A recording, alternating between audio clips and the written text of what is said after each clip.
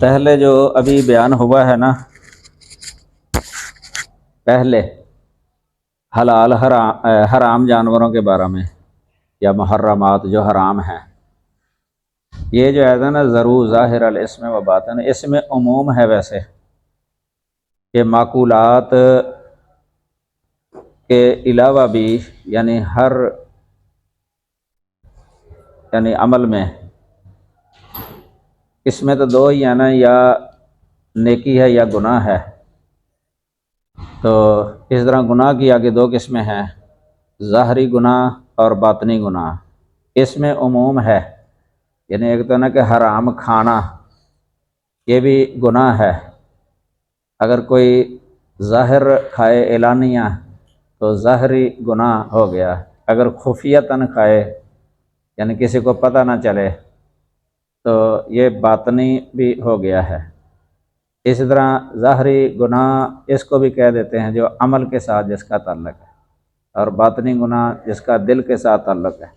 یعنی دل کے اندر برا اعتقاد، جس طرح شرکیہ عقیدہ ہو دل کے اندر یا بدعی عقیدہ ہو دل کے اندر، یہ بھی باطنی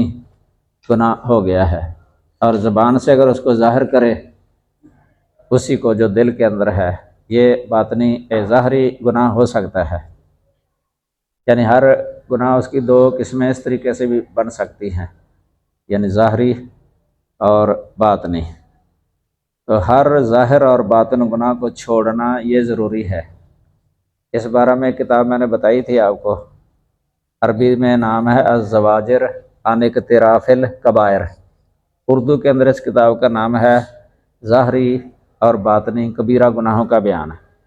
ظاہری اور باطنی کبیرہ گناہوں کا بیان۔ یہ کافی موٹی کتاب ہے، ضخیم ہے، بلکہ اس مسئلے میں سب سے بڑی کتاب ہے یہ میرے علم کے مطابق۔ تو یہ چھپی ہوئی ہے، عام اردو کے اندر مل جاتی ہے،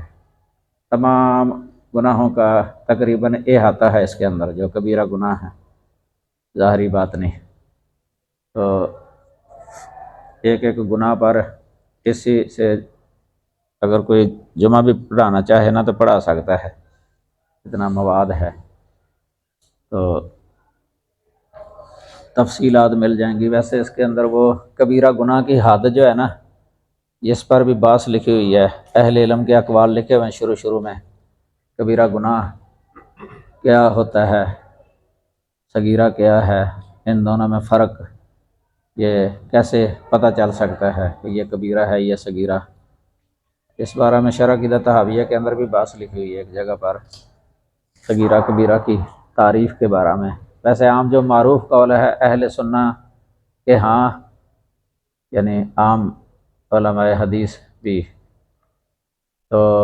وہ یہی ہے کہ کبیرہ گناہ وہ ہوتا ہے جس گناہ پر کوئی وعید سنائی گئی ہو، عذاب کی وعید، یہ آخرت کے اندر مثلا جہنم کی یا عذاب قبر کی وعید سنائی گئی ہو، یا اللہ تعالیٰ کا غضب یا اللہ تعالیٰ کی لعنت ہو اس پر، اس کے کرنے والے پر، یا دنیا کے اندر کوئی حد اس کی ہو، حد جس طرح یہ بدکاری کی حد ہے مثلا دنیا کے اندر حد، یا تعزیر ہی ہو، تعزیر، یا اعراض ہو اس سے، یعنی نبی صلی اللہ علیہ وسلم نے اعراض کیا ہو، اعراض اس گناہ کرنے والے سے دنیا کے اندر اپنی زندگی کے اندر اعراض کر لیا، منہ پھیر لیا، تو یا آپ نے لعنت کر دی اس پر، نبی صلی اللہ علیہ وسلم نے آپ نے لعنت کر دی کرنے والے پر، اللہ کی لعنت کر دی اس پر، تو اس طرح کے جو ہے نا ان کو کبیرہ گناہ کہا جاتا ہے۔ سمجھ لگی نا؟ اللہ تعالی ہمیں بچائے۔ اللہم انا نعوذ بک من جمیع الفتن ما ظہر منها وما بطن۔ تو یہ عقیدے کے ساتھ جو تعلق رکھنے والے گناہ ہیں نا، ان کا دل کے اندر جو ایک عزم یا اعتقاد ہوتا ہے بندے کے دل میں، یہ شرک بھی ہے، کفر بھی ہے، نفاق یہ بھی ہے، نفاق یا دین اسلام کے ساتھ بغض رکھنا، اس طرح سنت کے ساتھ بغض رکھنا، یہ بھی اس میں آ جائے گا کہ دل کے اندر یہ بغض رکھتا ہے، یہ باطنی گناہ ہے۔ اگر زبان پہ لے آئے تو یہ ظاہری بھی بن جائے گا، ظاہری زبان پر لے آئے اگر اس کو ادا کر دے تو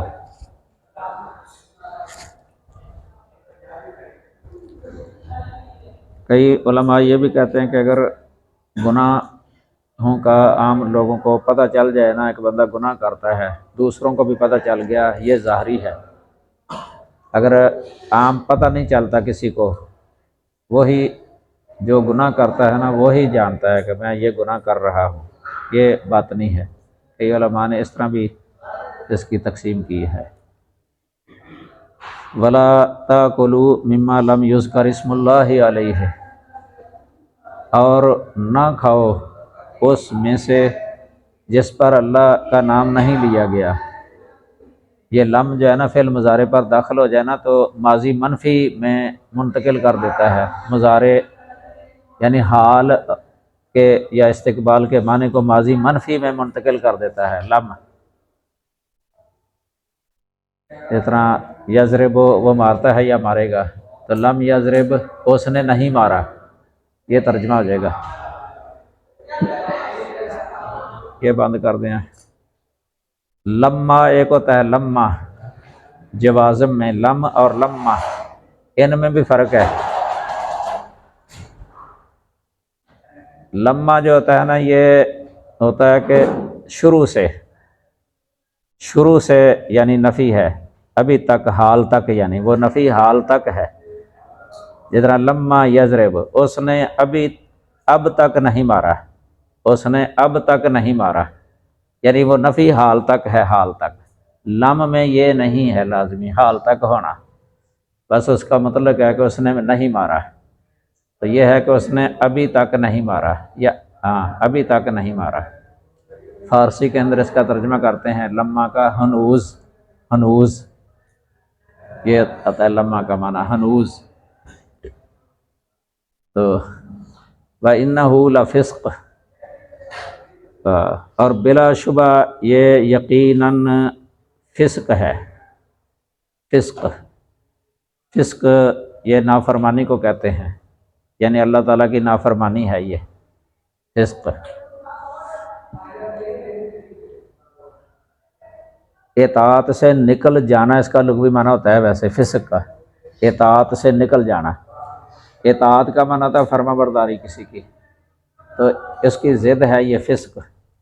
یعنی یہ اطاعت سے، فرما برداری سے نکل گیا، اس لیے نافرمانی منع کر لیتے ہیں۔ قرآن میں آتا ہے فَفَسَقَ عَنْ أَمْرِ رَبِّهِ،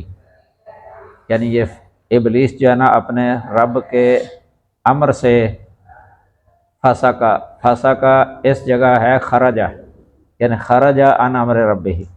اپنے رب کے امر سے اس نے خروج اختیار کیا، نکل گیا، یعنی تسلیم نہیں کیا، اس لیے ان آ گیا نا، ان بودھ کے لیے ہوتا ہے، بودھ کے لیے۔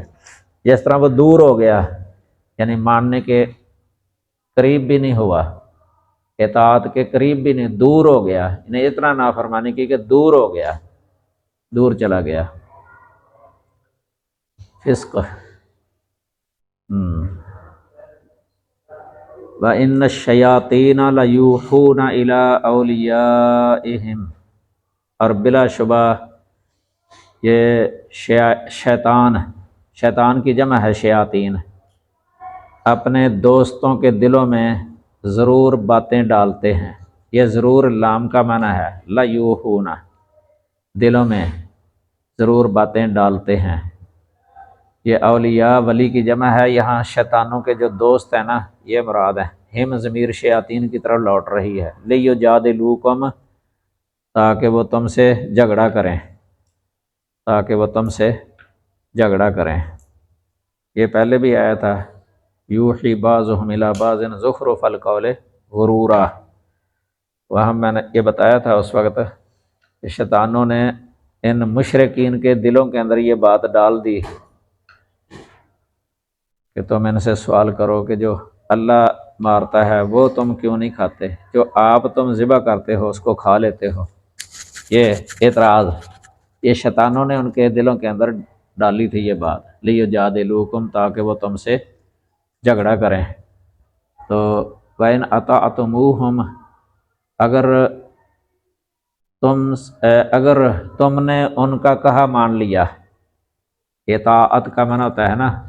کہا ماننا، کسی کی بات مان لینا۔ ویسے یہ لفظ تو سے بنا ہوا ہے، تو اس کی زید ہوتی ہے کر، تو ان و کرہن۔ تو میں یہ خوشی والا معنی پایا جاتا ہے، کرہن کے اندر ناخوشی والا معنی پایا جاتا ہے، یعنی کراہیت کرتا ہے کہ ماننے کو دل نہیں چاہتا، کرہن۔ تو ان کے اندر ہے کہ دل کی خوشی کے ساتھ وہ بات مان لیتا ہے کسی کی۔ اللہ کی اطاعت نا اطیع اللہ و اطیع الرسول، اس میں یہ آتا ہے کہ اللہ اور اس کے رسول کی اطاعت کرو، یعنی دل کی خوشی سے بات مانو اللہ اور اس کے رسول کی۔ آگے سمجھے؟ یہ لفظ جو ہے نا بہت اچھا ہے، دو لفظ استعمال ہوئے ہیں، ایک اتباع اور ایک اطاعت۔ اتباع کے اندر بھی یہ معنی پایا جاتا ہے، یعنی محبت کے ساتھ کسی کے پیچھے چلنا۔ اس لیے جو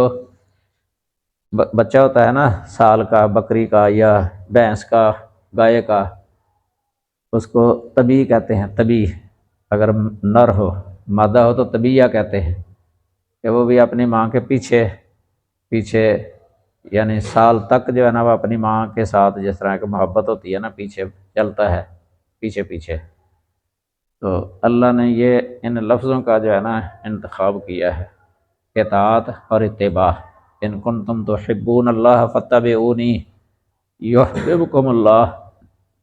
اتباع۔ اس لیے کتاب و سنت کے اندر کہیں بھی یہ لفظ نہیں آیا قلدو، کیونکہ قلدو تقلید جو ہے نا اس کے اندر یہ معنی نہیں آتا خوشی والا، محبت والا تقلید میں۔ یہ دو اصطلاحیں شرعی ہیں، یہ اطاعت اور اتباع۔ اگر تم نے ان کی بات مان لی، انکم لمشرکون، بے شک تم یقیناً مشرک ہو۔ یہ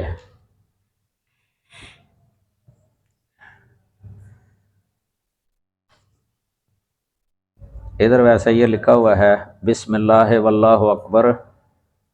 اگر ذبح کرتے وقت بسم اللہ واللہ اکبر بھول جائے تو اس کا کھانا جائز ہے، کیونکہ اللہ تعالیٰ نے اس امت سے خطا اور نسیان معاف کر دیا ہے۔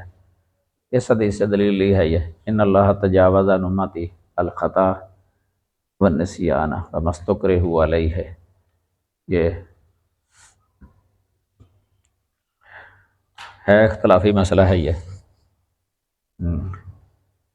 اس میں یہ بھی لکھا ہے سورۃ الانعام کی جو ابھی آیت سنائی تھی آپ کو 145، قل لا اجد فیما اوحی الی محرما،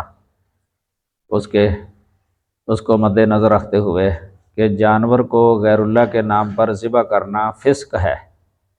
جانور کو غیر اللہ کے نام پر ذبح کرنا فسق ہے۔ تو یہ جو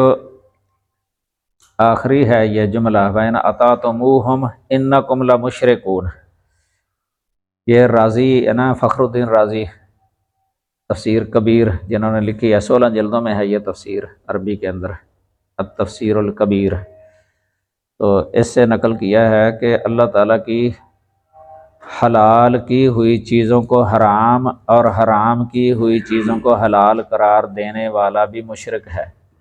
یہ اس دن میں نے آپ کو بتایا تھا، تشریع جو ہے نا، تشریع کا حق صرف اللہ کے لیے ہے، اگر تشریع کا حق کسی دوسرے کو دے نا تو یہ ہے شرک، اس کو کہتے ہیں شرک فی التشریع، شرک فی التشریع ہے اس کا نام۔ تحلیل تحریم کا اختیار دینا کسی کو اللہ کے علاوہ، اور نبی کے لیے جو ہوتا ہے نا وہ چونکہ اللہ کی طرف سے ہی ہوتا ہے، نبی اپنے پاس سے نہیں کہتے ہیں نا، وہ وحی کے ذریعے ہوتا ہے، وہ گویا کہ اصل شارع یا اصل مشرع وہ اللہ ہی ہے، وحی کے ذریعے نبی صلی اللہ علیہ وسلم نے آگے پھر بتانا ہوتا ہے امت کو۔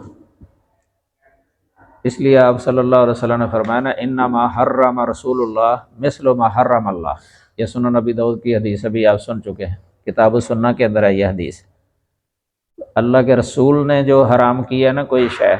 وہ اس کی مثل ہے جو اللہ نے کی ہے۔ اس کی وجہ یہ ہے کہ اللہ کی طرف سے وہ وحی آتی تھی، نبی صلی اللہ علیہ وسلم کی طرف وحی، حدیث بھی وحی ہے۔ تو پہلے ایک دفعہ قول بھی آپ کو میں نے سنایا تھا حسان بن عطیہ تابعی رحمہ اللہ کا، کان جبرائیل علیہ السلام ینزل علیہ بسنت کما ینزل بالقرآن، یعنی جبرائیل نبی صلی اللہ علیہ وسلم کی طرف سنت لے کے بھی آتے تھے، سنت لے کے جس طرح قرآن لے کے آتے تھے۔ بخاری شریف کے اندر بہت ساری حدیثیں موجود ہیں اس طرح کی کہ وہی آتی نبی صلی اللہ علیہ وسلم صحابہ کرام کو پھر جانا بتاتے، صحابہ کرام کو پتہ چل جاتا کہ اب آپ اس حالت میں ہیں کہ آپ کی طرف وہی آ رہی ہے، تو وہ جو مسئلہ بتاتے تھے نا وہ قرآن میں نہیں ہوتا تھا، حدیث میں ہی وہ ہوتا تھا، وہی کی جا رہی ہوتی تھی۔ تو صحابہ کرام کو یقین ہوتا تھا اس پر کہ آپ پر یہ وحی آئی ہے۔ یہ بعد والے لوگ جو ہے نا یہ شکوک و شبہات کے اندر مبتلا ہو گئے ہیں، یہ مستشرقین کی تعلیم جو ہے نا ان سے تعلیم جنہوں نے حاصل کی ہے، شکوک و شبہات پیدا کر دیا انہوں نے سنت کے بارے میں، حتیٰ کہ قرآن کے بارے میں بھی ان لوگوں نے۔ تو یہ تشریع تحلیل اور تحریم جو ہے نا یہ اللہ کا حق ہے، اس لیے اس شخص کو یعنی مشرک کہا گیا ہے جو تحلیل اور تحریم کا حق جو ہے نا وہ کسی اور کو بھی دے دیتا ہے۔ تو امام راضی کہتے ہیں کہ تحلیل تحریم کا حق کسی اور کے لیے تسلیم کر لیا جبکہ یہ صرف اللہ کا حق ہے۔ تو شاہ عبد القادر جنہوں نے قرآن کا ترجمہ لکھا اور ان کی وہ حاشیہ تفسیر کا نام موضح القرآن ہے، یہ پرانے تراجم میں ہے، پرانے تراجم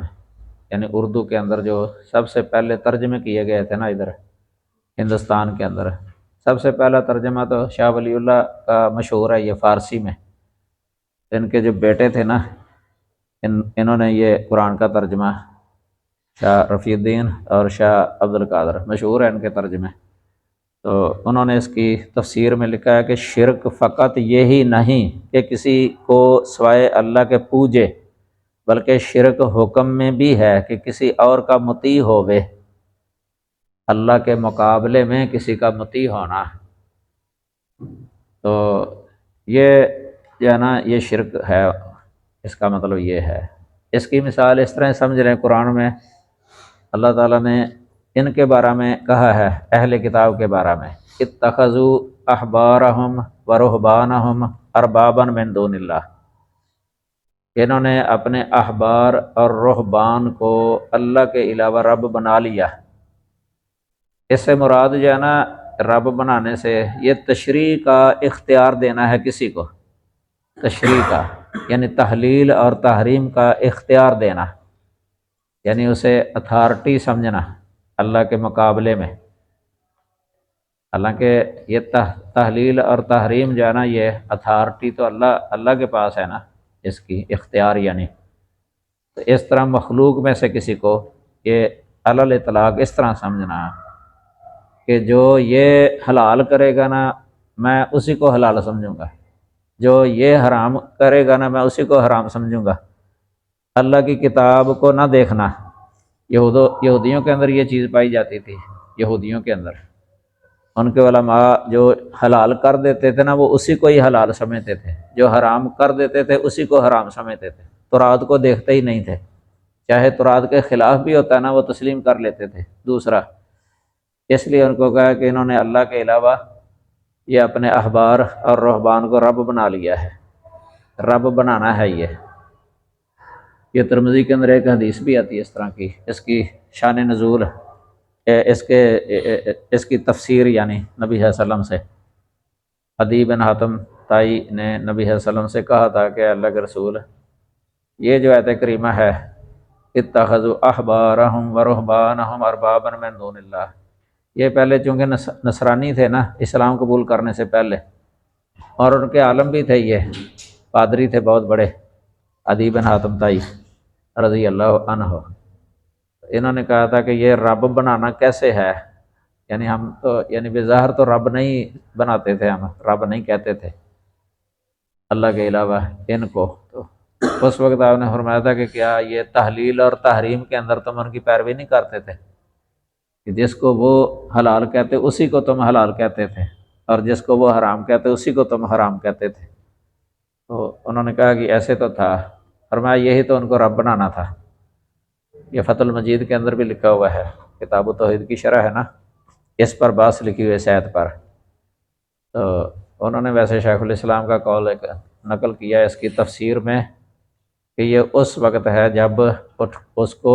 اختیار یعنی سمجھے کہ اس کو اختیار ہے یا اتھارٹی سمجھے اس کو تحلیل تحریم یا تشریح کی، پھر یہ شرک ہو جاتا ہے، شرک فی التشریح۔ ویسے اگر کوئی عامی بندہ کسی عالم سے مسئلہ پوچھتا ہے کسی شے کے بارے میں کہ کیا یہ حلال ہے یا حرام ہے، تو وہ عالم اس کو بتا دیتا ہے، تو یہ یہی سمجھتا ہے کہ اس نے اپنے علم کے ساتھ بتایا ہے، کیونکہ یہ عالم ہے اس لیے یہ اس میں نہیں آئے گا۔ کیونکہ عوام الناس جو ہے نا وہ اہل علم سے اس طرح کے سوال تو کرتے رہتے ہیں نا کسی چیز کے بارے میں جو پتہ نہیں ہوتا، کہ فَاسْأَلُوا أَهْلَ الذِّكْرِ إِن كُنتُمْ لَا تَعْلَمُونَ، کہ اگر تم نہیں جانتے تو اہل ذکر سے سوال کر لیا کرو۔ یہ بھی آیت اگرچہ ان کے بارے میں نازل ہوئی ہے، یہ اہل ذکر سے یہاں اہل کتاب ہیں، تو لیکن اس کے لفظوں کے اندر چونکہ عموم ہے نا، یہ ادھر بھی لگ جاتی ہے یہ آیت اپنے عموم کی وجہ سے۔ علماء سے پوچھ لینا، عوام کا پوچھ کے مسئلہ پھر عمل کر لینا۔ تو اہل ذکر سے مراد جو ہے نا اہل کتاب اس لیے ہیں کہ یہاں یہ مسئلہ ہے کہ کفار مکہ کو یہ کہا گیا ہے اصل میں فَاسْأَلُوا أَهْلَ الذِّكْرِ۔ کفار مکہ جو ہے نا یہ نبیوں کے بشر ہونے کو عجیب سمجھتے تھے، حیران ہوتے تھے کہ یہ بشر ہے، نبی کیسے ہو سکتا ہے یہ؟ تو ان سے یہ کہا گیا ہے کہ تم اہل ذکر سے پوچھ لو۔ اہل ذکر سے مراد اہل کتاب ہے، یعنی جن کے پاس پہلی کتابوں کا علم ہے نا، تورات انجیل ہیں، ان کو پتہ ہے کہ پہلے جتنے انبیاء ہیں سارے بشر تھے، وہ جانتے ہیں۔ اگر تم نہیں جانتے نا تو ان سے چلو پوچھ کے دیکھ لو۔ اس آیت کا اصل مطلب یہ ہے فَاسْأَلُوا أَهْلَ الذِّكْرِ إِن كُنتُمْ لَا تَعْلَمُونَ۔ تو اس سے کئی جو ہے نا وہ تقلید نکالتے ہیں، تقلید شخصی، وہ نہیں نکلتی اس سے، کیونکہ کہ سوال ہے سوال کسی عالم سے سوال کر لینا، ایک ہے تقلید کرنا، ان دونوں میں فرق ہے۔ جو لوگ ان میں فرق نہیں سمجھتے نا وہ ایک ہی طرح کا وہ پھر اس آیت کو عموماً پڑھتے ہیں اور دلیل دے دیتے ہیں تقلید شخصی کی۔ تقلید شخصی کے بارے میں یہ جو پہلے بتایا تھا آپ کو ایک دفعہ، اس کی جو حرمت اہل علم نے لکھی ہے نا یا اس کی جو مذمت کی ہوئی ہے وہ اس طرح کی تقلید ہے کہ کتاب و سنت کے خلاف کسی کا قول جو ہے نا تسلیم کر لینا، یعنی قرآن یا حدیث کے خلاف ہے کوئی بھی کہتا ہے نا وہ نہیں ماننا، یہ تو ناجائز ہی ہے نا۔ قبول قول ینافی الکتاب او سنہ، یہ ہمارے شیخ حافظ عبدالمنان نورپوری رحمہ اللہ نے تقلید کی اس طرح تعریف لکھی ہے اپنے احکام و مسائل کے اندر، یعنی کوئی بھی قول جو ہے نا وہ قبول کر لینا جو کتاب اللہ کے منافی ہو یا سنت رسول کے منافی ہو، اس طرح کی تقلید جو ہے نا یہ جائز نہیں ہے۔ کسی عالم سے سوال کر لینا دلیل سے، مثلا کہ ہمیں کتاب و سنت کی روشنی میں یہ مسئلہ بتا دو، تو وہ بتا دیتا ہے دلیل کے ساتھ، مثلا یا دلیل اس کے ذہن میں ہے اس وقت وہ ذکر نہیں کرتا، ویسے مسئلہ بتا دیتا ہے اپنے لفظوں میں۔ اب اس کی دو ہی صورتیں ہیں، یا تو اس نے جو مسئلہ بتایا ہے وہ صحیح ہے، یہ بھی احتمال ہے، اور دوسری صورت یہ ہے کہ جو مسئلہ اس نے بتایا نا اس میں خطا ہے، غلطی ہے، ہو جاتی ہے کئی دفعہ۔ اب عامی بندے کو پتہ نہیں ہے کہ اس نے مجھے مسئلہ صحیح بتایا ہے یا غلط بتایا ہے، وہ اگر عمل کر لینا گناہ گار نہیں ہے، عامی بندہ گناہ گار نہیں ہوتا اگر عالم سے پوچھ کے عمل کر لیتا ہے۔ ہاں عالم جو ہے نا، اگر اس کو اس بات کا علم ہو گیا کہ میں نے اس کو غلط بتا دیا ہے، اس کو سمجھ آ گئی کہ مجھ سے غلطی ہو گئی ہے، تو عالم کو پھر چاہیے کہ وہ اپنے پہلے موقف سے رجوع کر لے اور اس کو بھی صحیح جو ہے نا وہ بتا دے، صحیح بتا دے اس کو۔ اور دوسری صورت یہ ہے کہ عالم کو تو پتہ نہیں چلا اپنی غلطی کا، لیکن عامی بندے کو پتہ چل گیا کسی دوسرے سے پوچھنے کے ساتھ، یعنی اس نے اس کو دلائل جانا واضح صریح محکمات دکھا دی، تو اس کو یقین ہو گیا کہ واقعتاً یہ صحیح تھا، اس نے مجھے غلطی، پھر وہ اگر اڑا رہے نا پہلے پر، پھر وہ بھی گناہ گار ہوگا۔ اگر وہ رجوع کر لیتا ہے پھر صحیح ہے، رجوع کرنا ہی ضروری ہوتا ہے، اور رجوع الی الکتاب والسنہ یہ تو بہت ضروری ہے نا، کتاب و سنت کی طرح رجوع۔ صحابہ کا بھی یہی معمول تھا، صحابہ کے اندر بھی اس طرح کئی واقعات ہو جاتے تھے، مثلا کسی نے بتایا ہے پہلے تو وہ غلطی ہو گئی، دوسرے صحابی سے پتہ چلا دلیل کے ساتھ صحیح اس طرح ہے، تو وہ پوچھنے والا جو ہے نا وہ اس کی تسلیم کر لیتا تھا، جس نے اس کو دلیل کے ساتھ بعد میں صحیح بتایا اس کو قبول کر لیتا، اور پہلے کو بھی جب پتہ چل جاتا نا کہ اس نے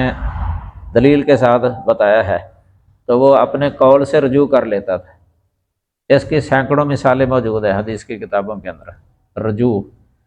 الی الکتاب والسنہ، تو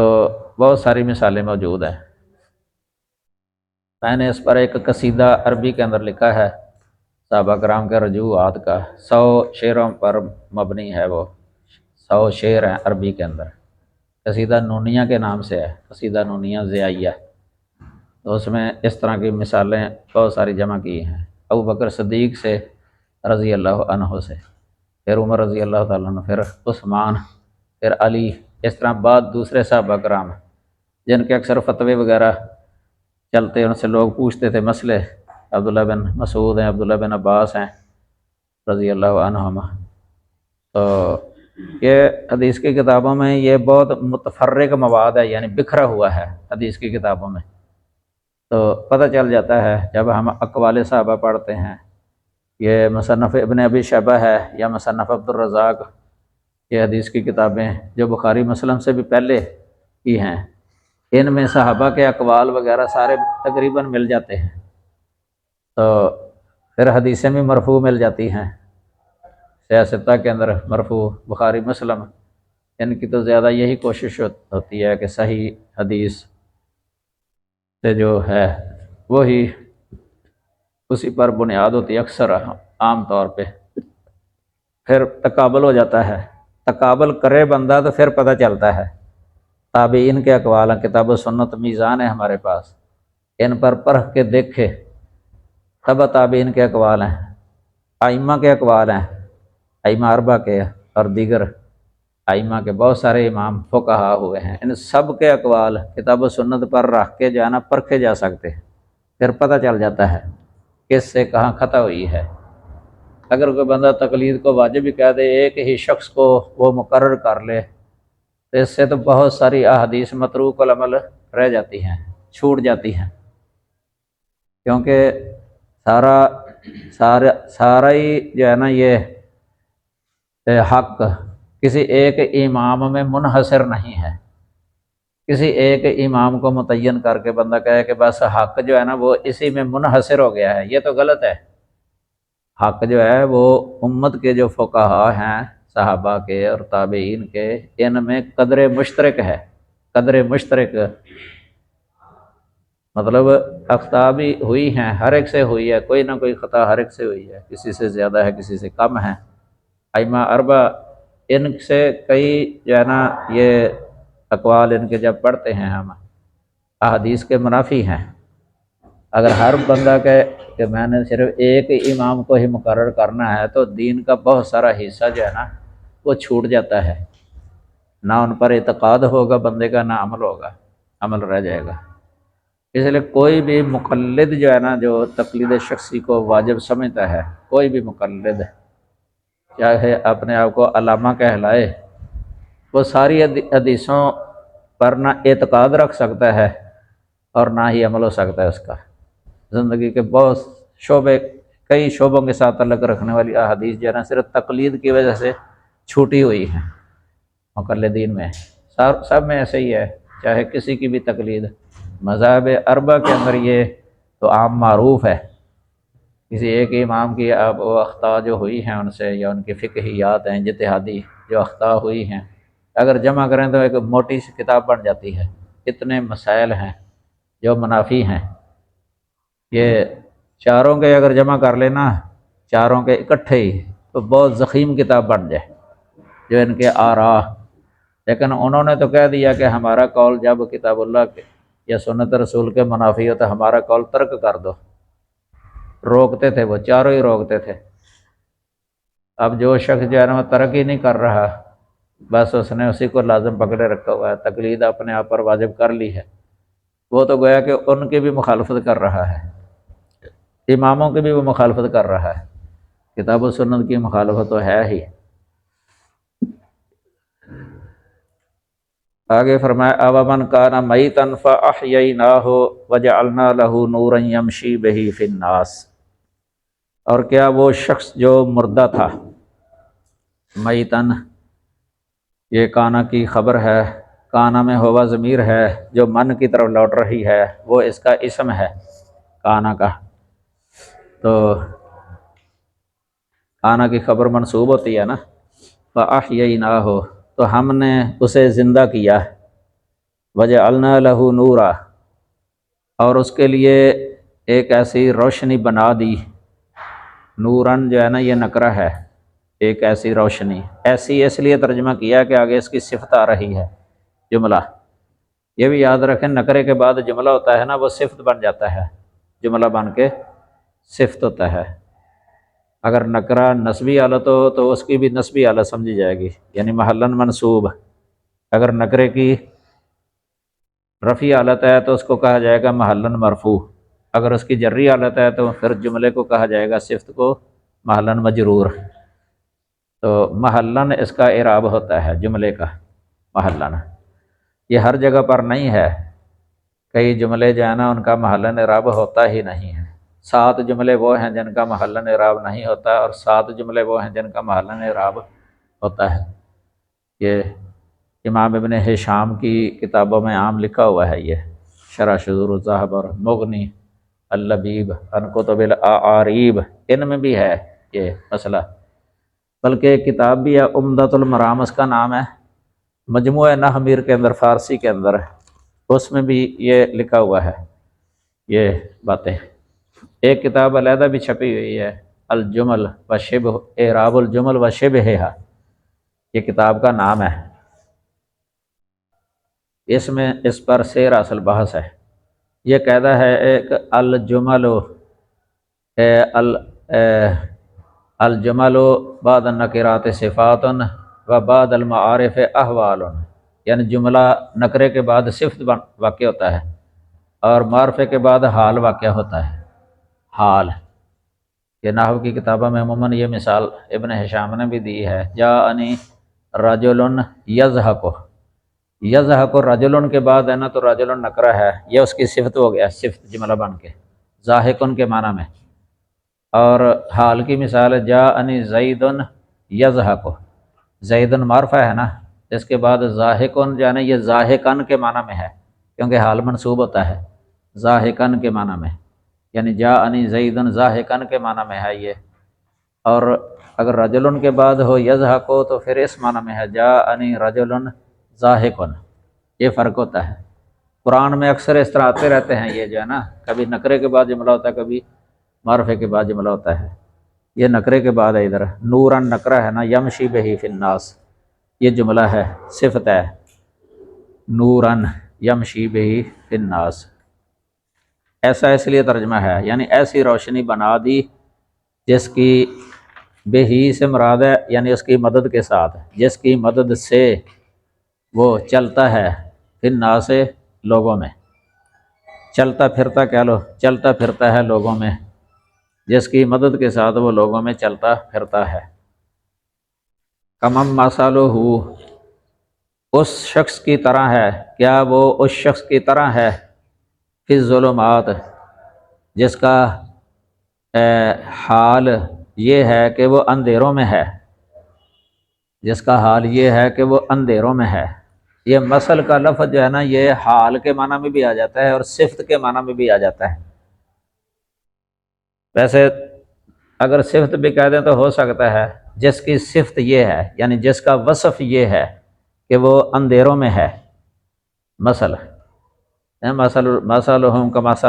کمثل الذی استوقد نارا، سورۃ بقرہ کے شروع میں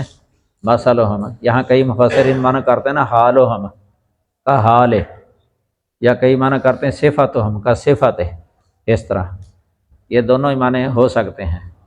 یا وہ کر لیں یا یہ کر لیں۔ کما مثلہ فی الظلمات لیس بخارج منہا، یہ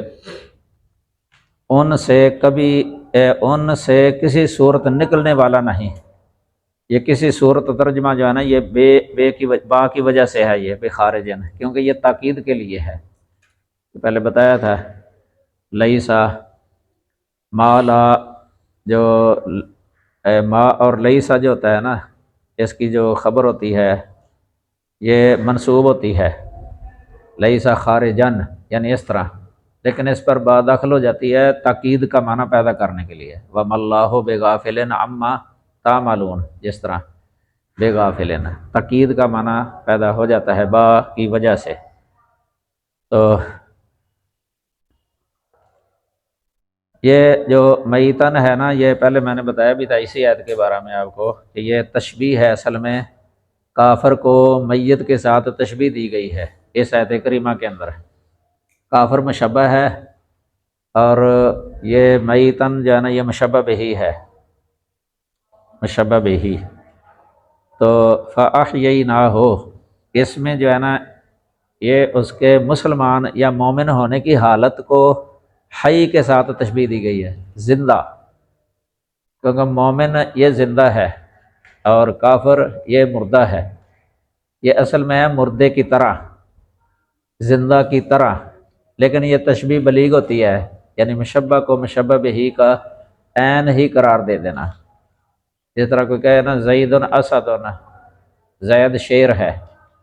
یہ عین قرار دے دیا، شیر ہی کہہ دیا اس کو، یہ نہیں کہا کہ زید شیر کی طرح ہے۔ جو کاف تشبیہ یا حرف تشبیہ کو جو حذف کر دیا جاتا ہے نا، یہ تشبیہ بلیغ کہلاتی ہے، اس کے اندر مبالغہ زیادہ ہو جاتا ہے، مبالغہ زیادہ ہو جاتا ہے، سمجھ لگی نا؟ جس طرح کسی خطیب کو کہہ دیا جائے شیر پنجاب، خطیب صاحب کو کہہ دیا جاتا ہے شیر پنجاب، یا کسی عالم کو کہہ دیا جائے کہ یہ سمندر ہے، یہ تو علم میں یہ سمندر کی طرح کہنے کی بجائے کہ یہ سمندر ہی ہے، سمندر ہے، یہ ہوتی ہے تشبیہ بلیغ۔ یا کافر کو کہا یہ تو مردہ ہے، یہ مردہ ہی ہے، یہ تشبیہ بلیغ ہے۔ مومن کو کہہ دیا کہ یہ زندہ ہے، یا کئی دفعہ کسی کو کہا یہ تو فرشتہ ہے، یہ تشبیہ بلیغ ہے، فرشتہ۔ جس طرح یوسف علیہ السلام کو کہہ دیا تھا عورتوں نے ما ھذا الا ملک کریم، یہ ملک کریم ہے، عزت والا فرشتہ ہے۔ تو اس میں کافر کو تشبیہ دی ہے مردے کے ساتھ، اور جس وقت اس کو اللہ نے ہدایت دے دی تو مومن مسلم بن گیا نا، پھر اس کو کہ اس طرح کہہ دیا کہ یہ زندہ کر دیا اس کو زندہ۔ تو پہلے یہ جانوروں کے مردوں کا ذکر تھا، وہ حرام تھے نا، اب کافر کے لیے وہی مثال دے دی ہے، یعنی جب کافر تھے تو جہل اور کفر و شرک کے باعث سب مردے تھے، یعنی اس وقت جانے یہ جہل اور کفر اور شرک کی وجہ سے سب مردے تھے یہ کافر۔ پھر جس کو ایمان نصیب ہو گیا وہ زندہ ہو گیا اور روشنی اور راہ ہدایت پائی، اور اس کے چہرے پر سب لوگ ایمان کی روشنی دیکھتے ہیں۔ اس کے چہرے پر ایمان کی روشنی دیکھتے ہیں۔ ویسے ایمان روشنی، یہ ایمان کا مرکز تو دل ہے نا، چونکہ جب بندہ مومن بن جاتا ہے، خاص طور پہ جب متقی بھی بن جاتا ہے ساتھ، پھر اس کے جو آثار ہوتے ہیں نا ایمان کے، جو دل کے اندر ایمان ہے، وہ اس کے آثار اس کے بدن پر ظاہر ہونا شروع ہو جاتے ہیں، ظاہر نظر آ جاتے ہیں، سمجھ لگی نا، پہچانا جاتا ہے، چہرے سے پہچان لیا جاتا ہے۔ جو متقی پرہیزگار ہوتا ہے نا، اس کے اعمال سے پہچان لیا جاتا ہے، اس کے اخلاق سے پہچان لیا جاتا ہے، اس کی عادات سے پہچان لیا جاتا ہے، تو اس کی یعنی گفتگو سے پہچان لیا جاتا ہے بندہ، یہ اس کے اثرات ہیں، یہ اس کے جو اعمال ہوتے ہیں نا، یہ سب ایمان کے اثرات ہیں۔ یہ اس کا نماز قائم کرنا، اس کا روزہ رکھنا، اس کا زکوٰۃ دینا، حج کرنا اور دیگر اعمال نیکی کے کرنا اور گناہوں سے پرہیز کرنا، یہ سب جو ہے نا ایمان فی القلب جو ہے نا اس کے ثمرات ہیں، اس کے آثار ہیں۔ تو یہ جو ہے نا اسی کو، اس کی زبان سے جو کلمہ نکلے گا نا وہ بھی اچھا کلمہ نکلے گا، برا کلمہ نہیں نکلے گا اس سے۔ امر بالمعروف نہی عن المنکر، یعنی جہاں جائے گا وہ تو ساتھ ساتھ اس کو پھیلاتا بھی جائے گا، اس ایمان کو، اسلام کو، اس کی روشنی کو، سمجھ لگی نا۔ یہ یمشی بہ فی الناس، روشنی ہے، علم بھی روشنی ہے، ایمان یہ بھی روشنی ہے۔ ایمان اسلام یہ عملی روشنی ہے، علم جو ہے نا وہ علمی روشنی ہے، علمی روشنی، علمی روشنی اور عملی روشنی، ایمانی روشنی اگر یہ جمع ہو جائیں تو کیا ہی بات ہے، سمجھ لگی نا۔ وہ بندہ نور ہے، نور کہ اس کے پاس نور ہے۔ تو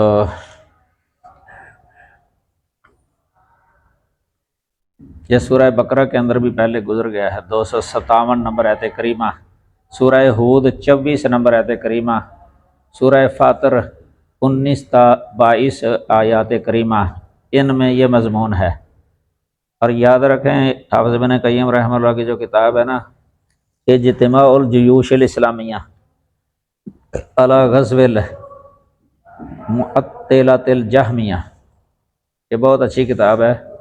اس کے شروع والا مقدمہ ہی آپ پڑھ کے دیکھ لینا، جو حافظ ابن قیم نے لکھا ہے، بہترین مقدمہ ہے۔ اس میں یہ نور کے بارے میں جو ہے نا بڑی اچھی بات لکھی ہوئی ہے۔ یہ نور، یہ اہل بدع کے اندر یہ نہیں ہوتا، جو فرقے ہوئے ہیں نا، باطل، جہمیہ، معطلہ، معتزلہ، اس طرح یہ مرجیہ وغیرہ جو پرانے تھے، خوارج، روافض، یہ اس نور سے محروم ہی رہے، سمجھ لگی نا۔ اہل سنہ، اہل الحدیث، جو فقہاء محدثین ہیں، جن کا منہج کتاب و سنت والا ہے، انہوں نے اس نور کو صحیح معنی میں قبول کیا ہے، اور اس نور سے ان کے دل منور تھے، سمجھ لگی نا۔ یہ بات آپ پڑھیں تو بہت اچھا ہے، بلکہ سید کی بھی تشریح کی انہوں نے، یہ سورہ نور کے اندر ہے، مثل نورہ کمشکوٰ فیہا مصباح، یہ بہت اچھے طریقے سے اس کی بات ہے۔ یہاں بھی یہی ہے کہ مومن کے دل کے اندر یہ نور جو ہوتا ہے نا، تو اس نور کی چمک جو ہے نا اس کو مثال بیان کی ہے اس کے ساتھ، کمشکوٰ فیہا مصباح، تو بندہ حیران رہ جاتا ہے۔ کئی تو یہاں فی قلب محمد صلی اللہ علیہ وسلم یہی مراد لیتے ہیں، مثل نورہ ہی، کہ اس میں جو ہے نا یہ مشکات، تاکچہ، جس کے اندر یہ مصباح ہے چمکدار، صرف محمد صلی اللہ علیہ وسلم کا دل ہی مراد لیتے ہیں۔ کئی مفسرین عام ہی مراد لیتے ہیں، جو بھی مومن ہے، متقی، موحد، پکا، سچا، یہ۔ لیکن یہ یاد رکھیں کہ سب سے پہلے جو ہے نا یہ محمد صلی اللہ علیہ وسلم کے دل میں آیا ہے یہ نور، آپ کے دل میں سب سے پہلے یہ نور آیا ہے، اور وہیں سے جو ہے نا آگے پھیلایا گیا ہے، صحابہ کے دلوں میں آیا، پھر تابعین کے دلوں میں آیا، پھر تبع تابعین کے، اور آج تک جو بھی ہیں کتاب و سنت والے عاملین اور نیک صالحین متقی، ان کے دلوں میں یہ آج تک جو ہے نا آگے منتقل ہو رہا ہے یہ نور، سمجھ لگی نا؟ یہ نور ایسا ہے کہ اس کو پھونکوں کے ساتھ بجھایا نہیں جا سکتا، نہ آندھی کے ساتھ یہ بجھتا ہے۔ اور اسی طرح یہ نور ایسا ہے کہ اگر بندہ تاریکی کے اندر بھی بیٹھا ہو نا، اندھیرے میں، رات کے اندھیرے میں، یہ نور پھر بھی ہے، تیز ہے یہ نور اسی طرح ہی۔ اور یہ جو اس نور سے جو خالی ہے نا، چاہے وہ فانوسوں کی روشنی کے اندر بیٹھے ہوں، قندیلوں میں بیٹھے ہوں، سورج کی دھوپ میں بیٹھے ہوں، تو سمجھو کہ وہ تاریکی کے اندر ہی ہے، یعنی وہ اندھیرے کے اندر ہی ہے۔ اس نور کی ضد جو ہے نا اللہ تعالیٰ نے ظلمات ہی ذکر کی ہے نا، ادھر بھی یہی ہے، کما مثلہ فی ظلمات۔ یہ نور جو ہے نا چونکہ اس کی تقسیم نہیں ہے، یہ نور، نور اسلام، نور ایمان، وہی یہ ایک ہی ہے، حق ایک ہی ہوتا ہے نا، اور باطل کے طریقے بہت زیادہ ہیں، گمراہیوں کے طریقے، راستے بہت زیادہ ہیں، اسی لیے ظلمات لفظ جو ہے نا یہ استعمال ہوتا ہے اس کی ضد جمع۔ یہ اصل میں جو ہے نا استعارہ ہے، یہ استعارہ تصریحیہ۔ استعارہ تصریحیہ میں یہی ہوتا ہے کہ مشبہ بہی ذکر کیا جاتا ہے اور مشبہ حذف کر دیا جاتا ہے، اور مراد مشبہ سے، مشبہ بہی سے مراد مشبہ ہوتا ہے، مشبہ۔ تو یہاں میت مردہ ہے نا، یہ مشبہ بہی ہے، مراد اس سے وہ کافر ہے، یعنی مشبہ مراد ہے۔ اس طرح یہ جو حی ہے نا، حی احییناہ، یہ مشبہ بہی ہے، اور مشبہ کیا ہے؟ مومن، نیک۔ تو مراد حی سے مومن ہے، حی سے۔ لیسا بخارج منہا جو ہے نا، یہ اس لیے فرمایا کہ وہ ظلمات میں اس طرح گھرا ہوا ہے۔ یہ فی بھی آیا نا، اس سے بھی پتہ چلتا ہے، فی ظرفیہ ہوتا ہے نا، یعنی اس کی ظرف جو ہے نا وہ ظلمات ہیں، ظلمات نے ہر طرف سے اس کو جو ہے نا گھیرا ہوا ہے، اب وہ کہیں سے وہ نکل نہیں سکتا، نکلنے کا کوئی راستہ نہیں ہے، اس لیے فرمایا لیسا بخارج منہا۔ یہ مراد اس سے وہی ہیں جنہوں نے کبھی بھی اس کو قبول نہیں کرنا، اس نور کو، اس نور کو کبھی قبول نہیں کرنا، اسی طرح ان کی موت آ جاتی ہے کہ ظلمات کے اندر ہی گرے ہوئے ہوتے ہیں تو موت آ جاتی ہے۔ یہ وہ مراد ہیں اس سے، لیسا بخارج منہا کذالک زین للکافرین ما کانوا یعملون۔ اسی طرح مزین کیا گیا کافروں کے لیے وہ جو وہ کرتے تھے دنیا کے اندر، یعنی جو وہ کرتے تھے نا عمل۔ اس سے مراد شیطان اپنے وسوسوں کے ذریعے سے ان کافروں کی نگاہ میں ان کے اعمال کو خوبصورت کر کے پیش کرتا ہے، یعنی جو وہ کرتے ہیں نا شیطان اس کو بڑا، یعنی ان کے دلوں کے اندر اس طرح ڈالتا ہے کہ ہم بہت اچھا کر رہے ہیں، بہت اچھا کر رہے ہیں، تو اس لیے وہ توبہ نہیں کرتے۔ اگر کوئی بندہ سمجھتا کہ میں برا کر رہا ہوں، اس سے تو امید ہوتی ہے نا کہ کسی وقت توبہ کر ہی لے، لیکن جب وہ سمجھتا ہی ہے کہ میں اچھا کر رہا ہوں، یہ شرکیات جو ہے نا، شرکیات اور بدعیات جتنے بھی دنیا کے اندر ہیں، یہ جس طرح پہلے بتایا تھا کلو حزب بما لدیہم فرحون، کہ ہر گروہ جو ہے نا جو بھی اس کے پاس ہے نا، جس پر وہ چل رہا ہے وہ خوش ہے۔ دیکھ لیں آپ انڈیا کے اندر جو ہندوس ہیں، وہ اپنے مذہب پر کتنے مضبوط ہیں اور خوشی خوشی جاتے ہیں بت خانے کے اندر، بڑے، جب ان کا کوئی دن ہوتا ہے بہترین کپڑے پہنتے ہیں، تہوار ان کے جو ہوتے ہیں ان کو وہ سمجھتے ہیں یعنی بھی بڑا ایک پر، یعنی کیا کہہ سکتے ہیں، پر رونق اور خوشی ہی خوشی جو ہے نا، زیب و زینت جو ہے نا، ظہری ٹیپ کو ہی جانتے ہیں یہ ظہری، یعلمون ظاہرا من الحیات الدنیا وہم عن الآخرۃ ہم غافلون، یعنی دنیا کی ظاہر کو ہی جانتے ہیں، بس دنیا کے ظاہر کو، چمک دمک، ٹیپ ٹاپ، اس کو دیکھ لیا۔ تو یہ اصل میں اکثر لوگ جو ہے نا وہ بے دانش ہوتے ہیں دنیا کے اندر، جو حقیقت شناس نہیں ہوتے، ظاہر بین ہوتے ہیں، تماش بین، ظاہر۔ جو اصل لوگ ہوتے ہیں نا دنیا کے اندر، جو حق کو پہچاننے والے، بصیرت والے، یہ دانش مند اور حقیقت شناس، وہ اصل حقیقت کو دیکھتے ہیں، اصل حقیقت کی طرف دیکھتے ہیں۔ لیکن عام لوگ اس طرح کی دنیا کی جو ہے نا ظاہری ٹیپ ٹاپ دیکھ کے جو ہے نا وہ اس کو سمجھ یہی صحیح ہے۔ یہ بدعات میں جو لوگ ملوث ہیں نا وہ بدعات کو ہی بہت اچھا سمجھتے ہیں، بلکہ افسوس ہے کہ بدعات کو سنتوں کا نام دے دیا گیا ہے، اور سنتوں کو جو ہے نا وہ یعنی پس پشت ڈال دیا گیا ہے۔ اگر کوئی سنت بتائے بھی نہ ان کو کہ یہ سنت ہے، کبھی ماننے کے لیے تیار نہیں ہوں گے، کبھی ماننے کے لیے تیار نہیں ہوں گے۔ اتنا جو ہے نا یہ بڑھ گئے ہیں لوگ۔ تو یہ اصل میں کافر لوگوں کے لیے جو ہے نا جو یہ کرتے ہیں نا عمل، ان کے لیے یہ مزین کیا گیا ہے، مزین کیا گیا ہے، اس لیے توبہ نہیں کرتے۔ اہل علم نے لکھا بھی ہے کہ بدعی کا توبہ کرنا جو ہے نا یہ بہت مشکل ہے، ناممکن ہی ہے بلکہ، کیونکہ توبہ تو وہ کرتا ہے نا جو سمجھتا ہے کہ یہ میں یعنی گناہ کر رہا ہوں تو میں توبہ کر لوں، چلو کسی وقت ندامت آ جائے، امید ہوتی ہے۔ چور چوری کرتا ہے یا شرابی شراب پیتا ہے، یا اس طرح کوئی بدکاری وغیرہ، جتنے یہ سیئات ہیں دنیا کے اندر، تو وہ کرنے والا بھی اس کو سیئات سمجھ رہا ہوتا ہے کہ میں گناہ کر رہا ہوں، کسی وقت بھی وہ توبہ کی امید ہوتی ہے کہ توبہ کر لے، بلکہ عام لوگ کر بھی لیتے ہیں، موت سے پہلے کئی کر لیتے ہیں۔ لیکن جو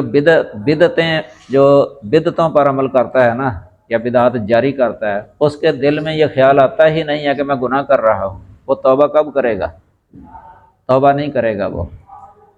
سمجھ لگی نا؟ اسی لیے اہل علم کہتے ہیں کہ بدعتی جو ہے نا یہ عام طور پہ توبہ نہیں کرتا، کیونکہ وہ نیکی سمجھ رہا ہوتا ہے اس کو، نیکی۔ اس طرح یہ شرک کرنے والے جو ہے نا وہ بھی نیکی سمجھتے ہیں اس کو، مشرکین کافر جو کفر کرتے ہیں وغیرہ، وہ اس کو نیکی سمجھتے ہیں، اس لیے ان کو توبہ نصیب نہیں ہوتی، توفیق ہی نہیں ملتی اللہ کی طرف سے، سمجھ لگی نا؟ تو کئی اہل علم نے یہ بھی لکھا کہ شیطان اتنا عام گناہ کرا کے خوش نہیں ہوتا کسی بندے سے جتنا بدعات کرا کے خوش ہو جاتا ہے، کیونکہ شیطان یہ سمجھتا ہے کہ اب یہ توبہ نہیں کرے گا، اس سے میں نے ایسے کام پر لگا دیا کہ اب وہ توبہ ہی نہیں کرے گا، کیونکہ وہ نیکی سمجھ کے کرتا ہے۔ توبہ اس نے کب کرنی ہے؟ توبہ تو ہوتی ہے گناہ سے، تو وہ گناہ سمجھ نہیں رہا ہوتا اس کو، اس لیے وہ بدعتی جو ہے نا وہ توبہ نہیں کرتا، سمجھ لگی نا؟ اس کو مزین ہی سمجھتا ہے۔ وَكَذَلِكَ جَعَلْنَا فِي كُلِّ قَرْيَةٍ أَكَابِرَ مُجْرِمِيهَا، اور اسی طرح ہم نے ہر بستی میں سب سے بڑے اس کے مجرموں کو بنا دیا۔ اکابرہ کا معنی ہے سب سے بڑے، مجرمیہا اس کے مجرموں کو بنا دیا۔ یہ سب سے بڑے اس کے مجرموں کو بنا دیا، یہ جعلنا دو مفعولوں کی طرح متعدی ہوتا ہے نا، یہ اکابرہ اور مجرمیہا یہ ہو گئے ہیں۔ اکابرہ اکبر کی جمع ہے، اسم تفضیل ہے اکبر۔ اسم تفضیل میں یہ قاعدہ ہے، یہ نحو کی کتابوں میں لکھا ہوتا ہے کہ اگر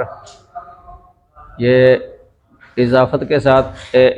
ساتھ استعمال ہوتا ہے، یا من کے ساتھ استعمال ہوتا ہے، یا ال کے ساتھ استعمال ہوتا ہے، تین استعمالات ہیں اس کے، ال کے ساتھ، اضافت کے ساتھ اور من کے ساتھ۔ اگر من کے ساتھ استعمال ہو تو اس کی دو صورتیں ہیں، ایک صورت نکرے کی طرف اضافت اور ایک صورت معرفے کی طرف اضافت، یہ دو صورتیں ہیں۔ اگر نکرے کی طرف اضافت ہو تو یہ مفرد ہی ہوتا ہے، مفرد ہوتا ہے۔ اگر معرفے کی طرف اضافت ہو تو پھر مفرد بھی آ جاتا ہے، جمع بھی آ جاتا ہے۔ اگر جمع ہو مضاف الیہ اس کے حساب سے جمع کی آ جائے گا۔ یہ مفرد کی مثال قرآن میں ہے نا، وَلَا تَجِدَنَّهُمْ أَحْرَصَ النَّاسِ عَلَىٰ حَيَاتٍ وَمِنَ الَّذِينَ أَشْرَكُوا، یہودیوں کے بارے میں ہے احرص الناس، وہاں الناس معرفہ ہے نا، تو احرص مفرد آ گیا ہے، معرفے کی طرف اضافت۔ اور جمع کی یہ نحوی لوگ یہ مثال دے دیتے ہیں، یہ جو ہمارے سامنے ہے، اکابر مجرمیہا، اکابرہ، یہ جمع ہے اکبر کی، لیمکروا فیہا، تاکہ وہ اس میں مکر و فریب کریں، تاکہ وہ اس میں مکر و فریب کریں۔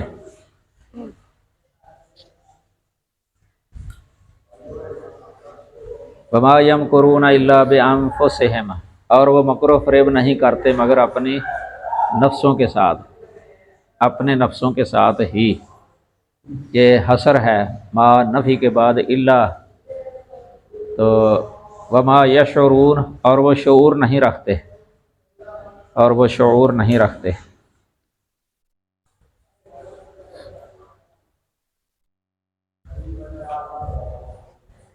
اس کا ویسے معنی یہ ہے کہ جس طرح یہ مکہ ہے نا، فی کل قریۃ، ادھر لفظ آ گیا نا ہر بستی میں،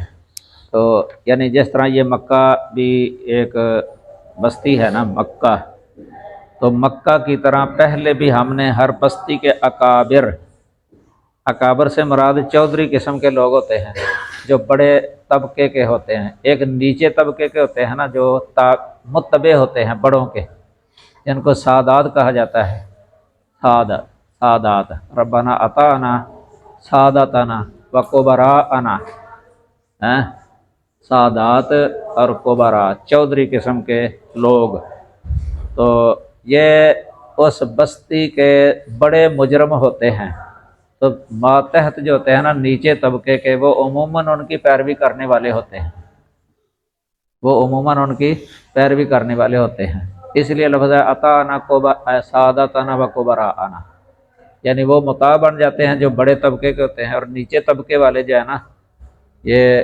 وہ مطیع بن جاتے ہیں ان کے، عموماً اس طرح ہوتا ہے، جس کے نتیجے میں وہ اپنے مکر و فریب اور قوت اور اقتدار کے ذریعے سے لوگوں کو ایمان سے روکتے ہیں، کیونکہ ان کے پاس اقتدار بھی ہوتا ہے نا، قوت ہوتی ہے، وہ نیچے طبقے کے لوگوں کو بھی ایمان لانے سے روکتے ہیں، منع کرتے ہیں، اور سب سے پہلے پیغمبروں کی نافرمانی کرنے والے وہ اوپر والے ہی ہوتے ہیں، چودھری قسم کے لوگ۔ یہ نیچے طبقے والے جو ہے نا یہ ایمان لے آتے تھے انبیاء کے ساتھ، لیکن اوپر والے طبقے سردار جو چودھری ہوتے تھے نا وہ ان کو منع کرتے تھے، تکلیفیں دیتے تھے کہ ان نبیوں کی پیروی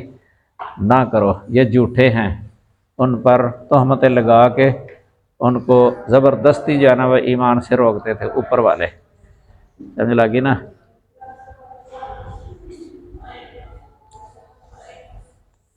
آخر انجام جو ہے نا یہ ایمان والوں کے غلبے پر ہوا۔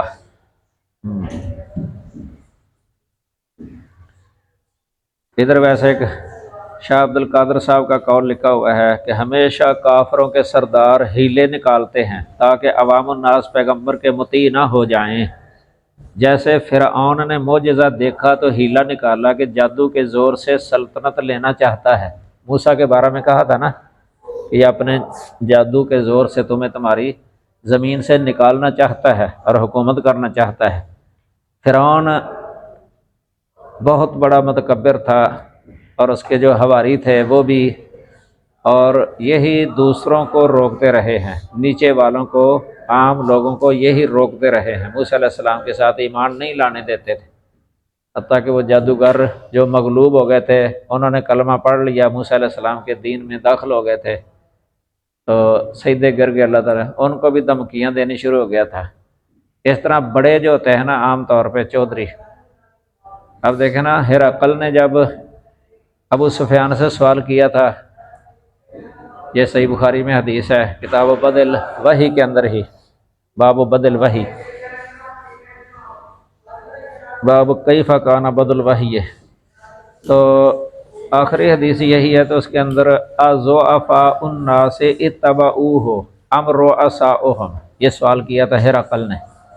کہ اس کی پیروی جنہوں نے کی ہے کیا وہ ضعفاء ہیں، کمزور طرح کے لوگ ہیں، یا وہ رؤساء ہیں، سردار یعنی بڑے؟ تو ابو سفیان نے کہا کہ بل ضعفاؤہم، نہیں بلکہ ضعفاء نے اس کی پیروی کی ہے۔ تو ہرقل نے یہی کہا تھا کہ پہلے اسی طرح ہی کذالک اتباع الرسل، یا وہم اتباع الرسل، کہ رسولوں کے پیروکار جو ہے نا یہ اسی طرح کے ہی ہوتے ہیں، ضعفاء۔ آگے سمجھے، پہلے انبیاء کا اسی طرح ہی، کیونکہ وہ عالم تھا اپنی کتابوں کا، تاریخ کا، ماضی کا، اس لیے اس نے اپنے علم کے مطابق یہ بات کہی تھی۔ تو اللہ تعالیٰ نے بھی بتا دیا ہے یہ، وَإِذَا آگے اللہ نے یہ کہا کہ اس کا وبال جو ہے نا خود ان پر پڑے گا، کیونکہ اللہ تعالیٰ کا عذاب ان لوگوں پر آ جاتا تھا، یہ جو رؤساء ہوتے تھے نا، یہ اکابر مجرمین اللہ کی پکڑ میں آ جاتے تھے۔ آگے سمجھے، وَإِذَا جَاءَتْهُمْ آیَةٌ، اور جب ان کے پاس کوئی نشانی آتی ہے، قالوا، تو وہ کہتے ہیں، لن نؤمن حتی نؤتی مثل ما اوتی رسل اللہ، ہم ہرگز ایمان نہیں لائیں گے یہاں تک کہ ہمیں اس جیسا دیا جائے جو اللہ کے رسولوں کو دیا گیا۔ یعنی یہ کافروں کے مکر اور فریب کا یہ عالم ہے کہ جب بھی ان کے سامنے نبی کی صدق کی دلیل کے طور پر، یعنی پہلے انبیاء جو آئے ہیں نا، ان کے صدق کی دلیل کے طور پر کوئی معجزہ ظاہر ہوتا تو وہ کہہ دیتے کہ جب تک ہم خود اس منصب پر فائز نہ ہوں، یعنی جس منصب پر یہ فائز ہیں نا، جنہیں یہ نشانیاں دی گئی ہیں، جب تک ہم اس منصب پر فائز نہ ہوں کہ ہمیں بھی جو ہے نا کوئی اس طرح کی نشانی جب تک نہ دی جائے نا، اس وقت تک ہم یہ ایمان نہیں لا سکتے۔ یہ بات انہوں نے کہی۔ اللہ اعلم حیث یجعل رسالتہ، یہ اللہ نے جواب دیا ہے، اللہ ہی زیادہ جاننے والا ہے جہاں وہ اپنی رسالت رکھتا ہے۔ یعنی نبوت اور رسالت جو ہے نا یہ ایک وہبی شے ہے، وہبی، یہ کسبی نہیں ہے، کیونکہ کوئی بندہ جو ہے نا اپنے کسب سے، یعنی اپنی تعلیم حاصل کر کر کے یا نیکی کر کے اپنے اندر یہ استعداد پیدا کر لے کہ اس کو نبی بنا دیا جائے، ایسی نہیں ہے نبوت، کسبی نہیں ہے، بلکہ نبوت یہ وہبی ہے، اللہ تعالیٰ جسے ہبہ کرنا چاہے کر دیتا ہے۔ سمجھ لگی نا؟ لیکن یہ بھی دوسرے دلائل سے واضح پتہ چلتا ہے نا کہ یہ سلسلہ نبوت اب منقطع ہے، نبی صلی اللہ علیہ وسلم پر یہ منقطع ہو گیا، آپ خاتم النبیین ہیں۔ وما محمد وما کان محمد ابا احد من رجالکم ولکن رسول اللہ و خاتم النبیین، نبی صلی اللہ علیہ وسلم وہ خاتم النبیین ہیں، رسول ہیں۔ پہلے انبیاء رسول تھے یا نبی تھے؟ نبی تھے، لیکن محمد صلی اللہ علیہ وسلم نبی رسول ہونے کے ساتھ ساتھ خاتم النبیین بھی ہیں۔ یہ آپ کی خاصیات میں ہے، ان فضائل میں ہے جو آپ کے ساتھ خاص ہیں، اس لیے آپ نے جہاں اپنی خاص فضائل بیان کیے ہیں نا، خصائل، خصوصیات، ان میں یہ بھی بیان کیا ختم بی النبیون، کہ